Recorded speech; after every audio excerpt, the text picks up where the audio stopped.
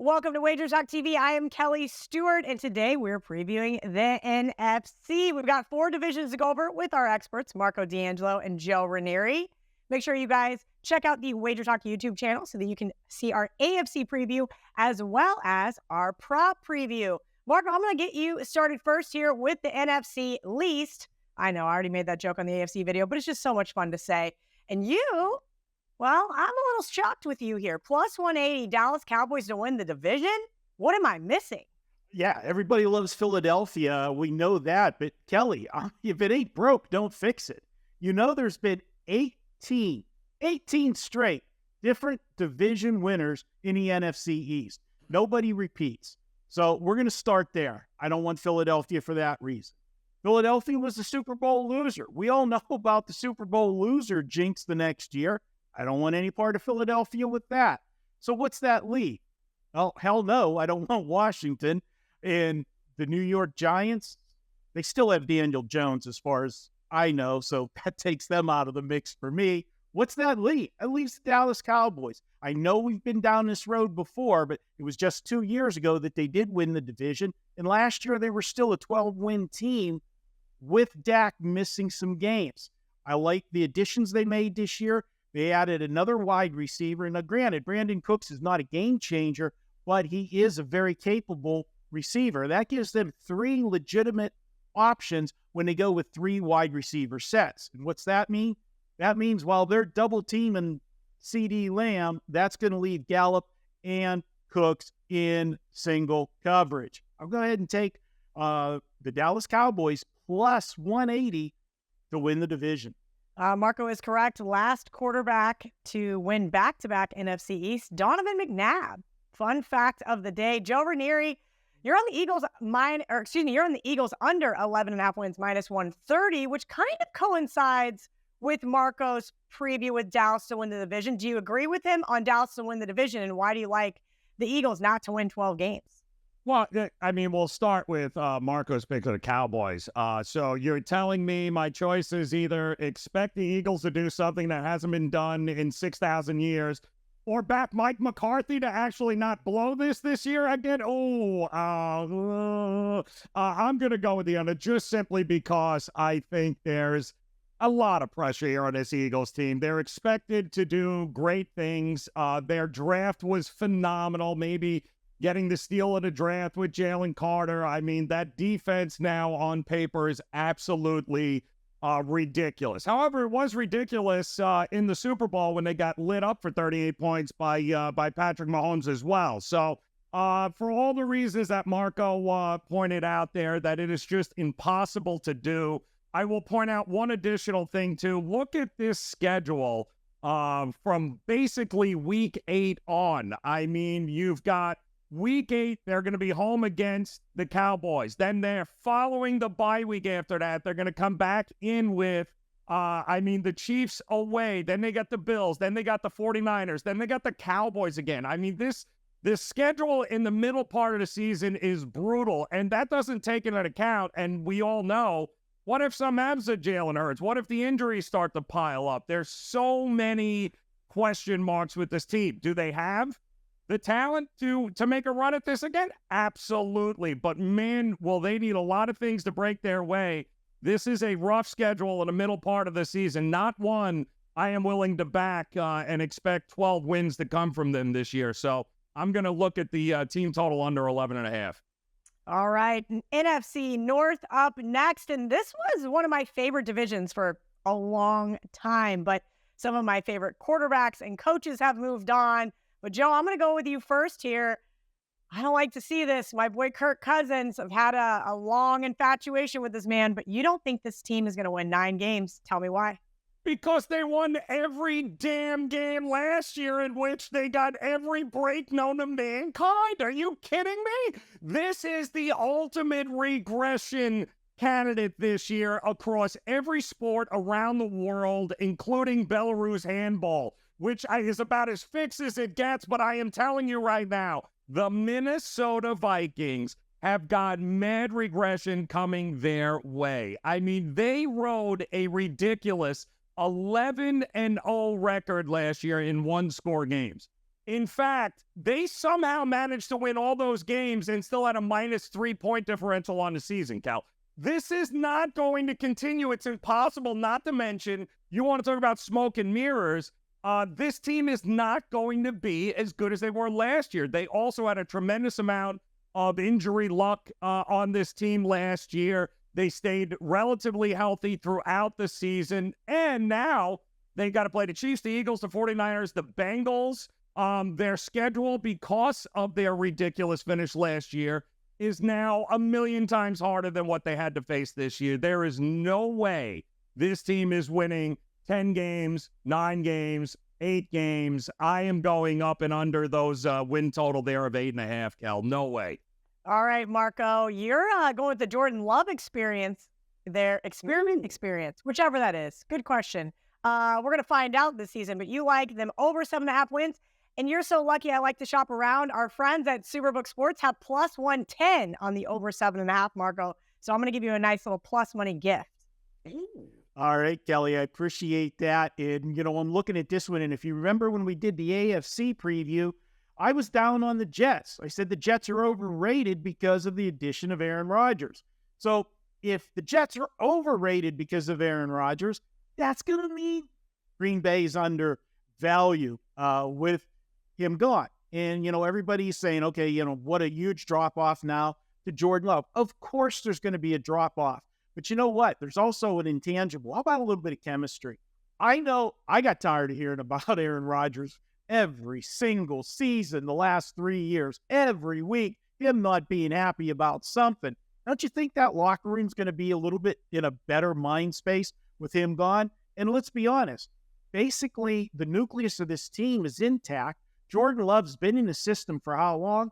It's time. And you're going to have the benefit of the unknown factor. When you get a quarterback in his first season, not a lot of game film on him.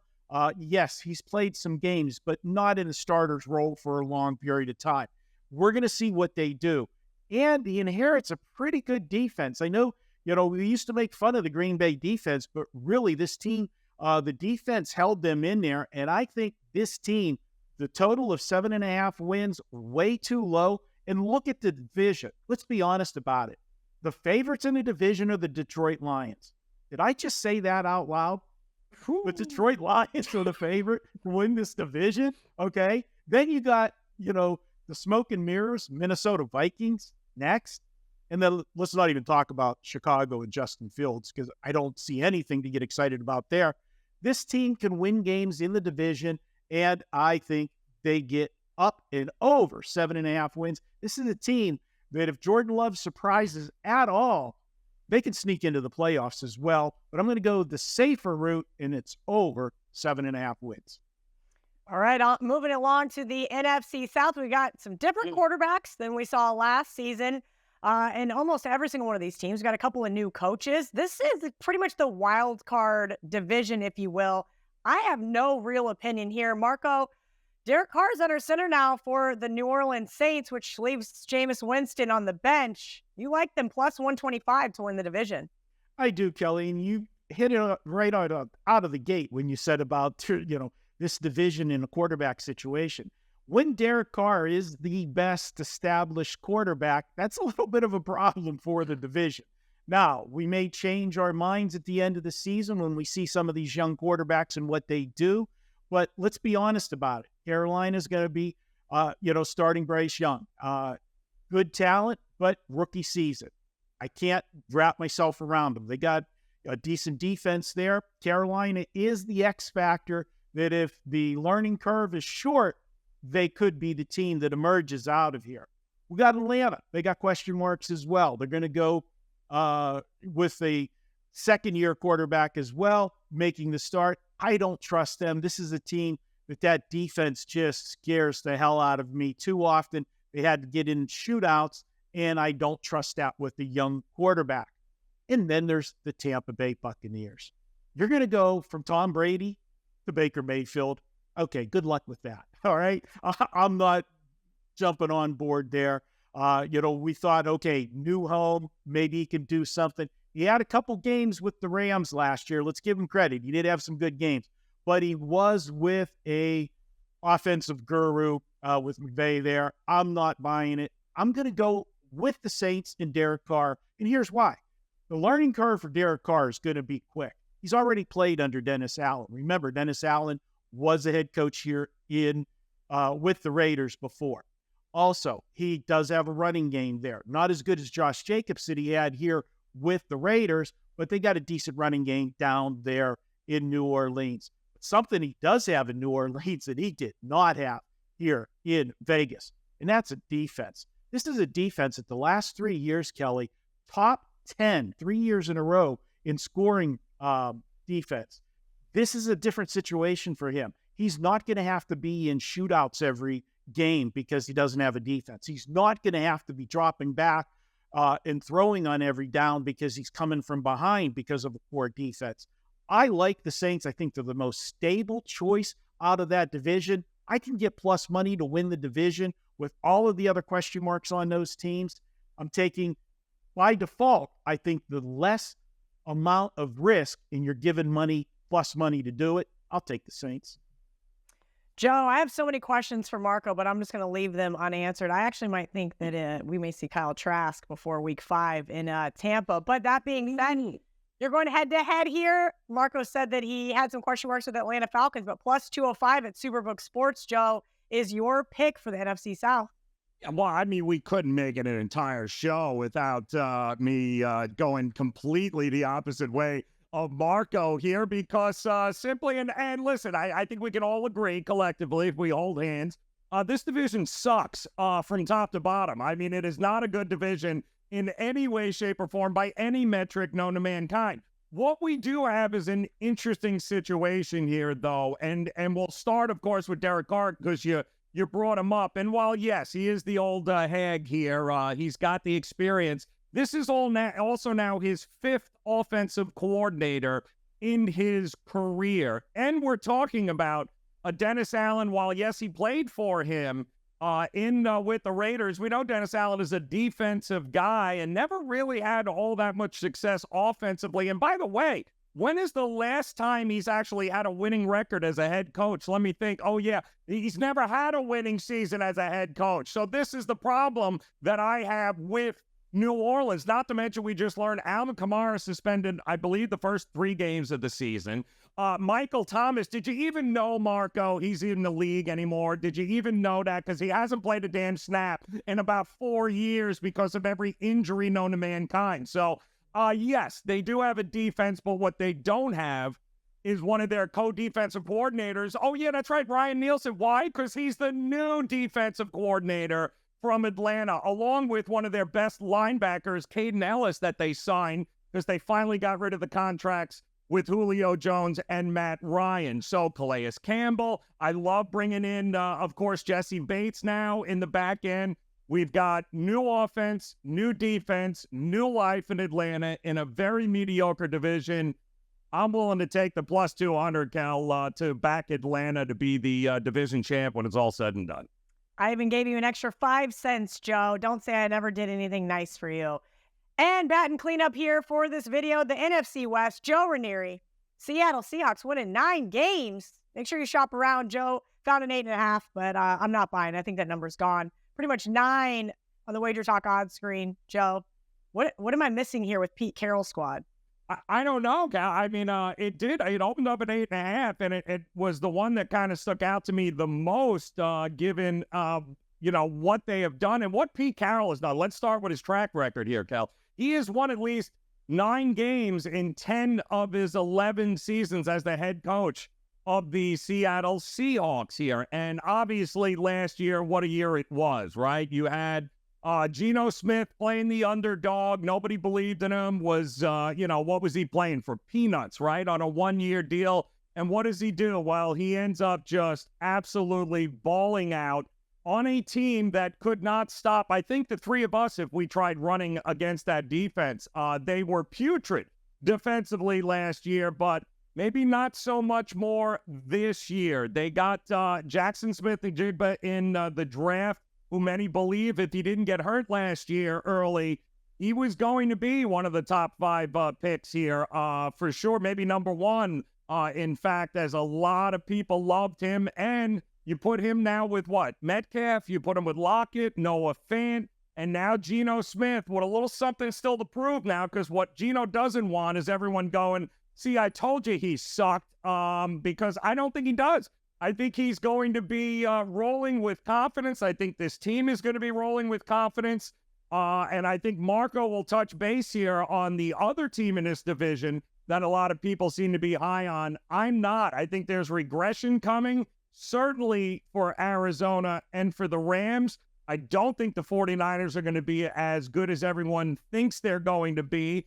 Can't even figure out who that quarterback is. So I'm left looking at the Seahawks and going, hey, a couple of games against the Rams and Arizona should be easy. Also, the 12th man is back in play. All of a sudden now, the 12th man and that home field advantage is going to come into play again this year, I think. I like Seattle. 8.5, 9. I think they got double-digit wins and quietly are going to go about their business and, yeah, win the NFC West this year.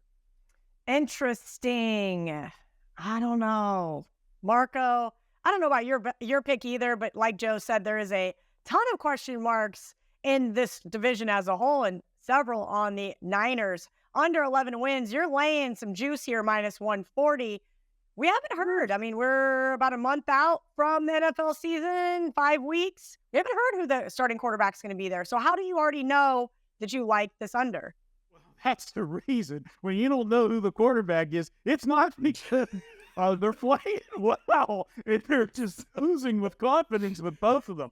Let's be realistic. We saw Trey Lance at the beginning of the season before he got hurt. I didn't see anything in the short time that he played last year that just gives me any confidence that, Trey Lance is going to be the one to lead this team to the promised land. And, of course, Brock Purdy, what a story last year. My God, this is a kid that did everything right.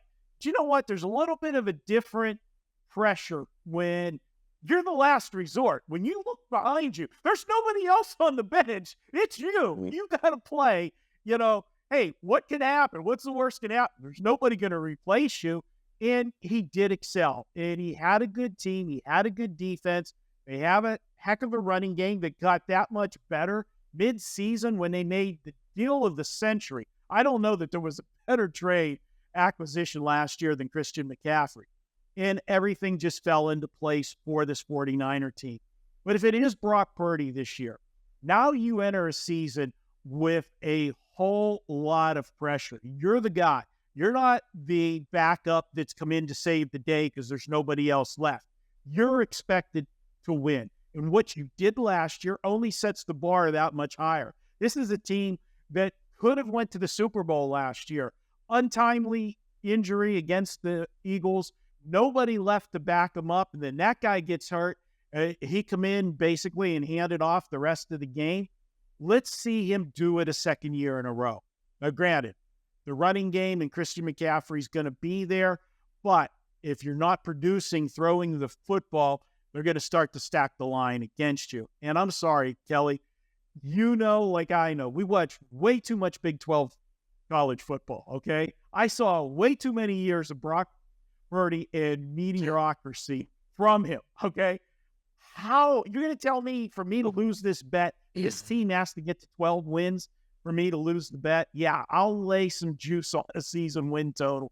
I just don't see this team doing it. And oh, by the way, that defense that is so good and's been so good, I don't think the defensive coordinator's there anymore. He's the new head coach in Houston. So you could see a little bit of a drop-off there. And then I don't like the schedule. I let it down when I'm looking at a season win total and map out the season and look at their schedule. This team has 3 different sets of back-to-back road games. Those are always hard for teams. And not only do they have 3 sets of back-to-backs, but they have a 3 road game in 4-week stretch and 4 road games in a 6-week stretch. And the 2 home games that they get during that 6-week stretch, division rival Seattle that my buddy is very high on, and a Monday game with Baltimore. Granted, it's at home. That's still going to be a tough game. I just don't see how they do it. They face the AFC North and the NFC East in the out-of-conference games this year. 8 games there. I could see this team losing 4 or 5 against those teams, some of those teams from those other divisions. I'm going under 11 wins. All right, that concludes our NFC video. Make sure you guys head over to the WagerTalk YouTube channel. Check out the AFC video. You guys can catch us every single Wednesday here on WagerTalk TV throughout football season. We're going to have a lot of fun. Make sure you guys jump in the comment section. Tell Marco how terrible his picks are and that you do not agree with Joe. Anything helps the algorithm, and that's why we love you guys. Make fun of my hair. Make fun of, well, whatever. Just jump in. Give us some hatred in the comments because maybe we might start reading some of those on air. We'll leave it at that. Have a wonderful last couple of weeks until football season kicks off, and we'll see you guys on, when's our first show? August 20. When is our first show? August 21st, I think. Something like that. I'll get with It is now. I'll get with no, I lied. August 23rd will be our first college football show.